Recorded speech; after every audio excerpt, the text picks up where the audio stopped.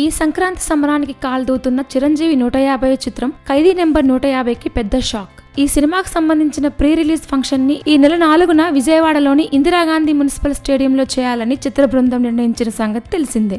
అక్కడి అధికారుల అనుమతులు ఏనాడో వచ్చేశాయి. అయితే ఇప్పుడు ఇక్కడ సినిమా ఫంక్షన్ చేయడానికి వీల్లేదు అంటూ మున్సిపల్ అధికారులే రివర్స్ లో నోటీసులు జారీ చేశారు. దాంతో ప్రీ రిలీజ్ వేడుక, ప్లేస్, టైం మారబోతోంది.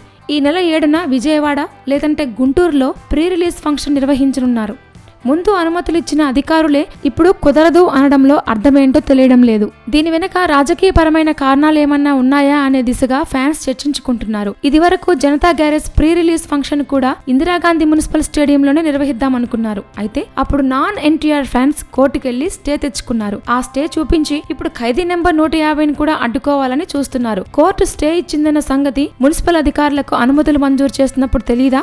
అప్పుడు అనుమతులు ఇచ్చి ఇప్పుడు ఎందుకు వెనక్కి తీసుకున్నారు అంటూ మెగా ఫ్యాన్స్ లాజిక్లు తీస్తున్నారు. చిరు కాంగ్రెస్ లీడర్, అక్కడ అధికారంలో ఉన్నది తెలుగుదేశం ప్రభుత్వం, అందుకే చిరు సినిమాని తొక్కేద్దాం అనుకుంటున్నారంటూ కొంతమంది మెగా ఫ్యాన్స్ ఈ వివాదానికి రాజకీయ రంగు పులుముతున్నారు. ఏదేమైనా చిరు ప్రీ రిలీజ్ ఫంక్షన్ అర్ధాంతరంగా వాయిదా పడింది. మరి నెక్స్ట్ స్టెప్ ఏంటో చూడాలి. Please subscribe. Hi, it's me Purna. Please subscribe.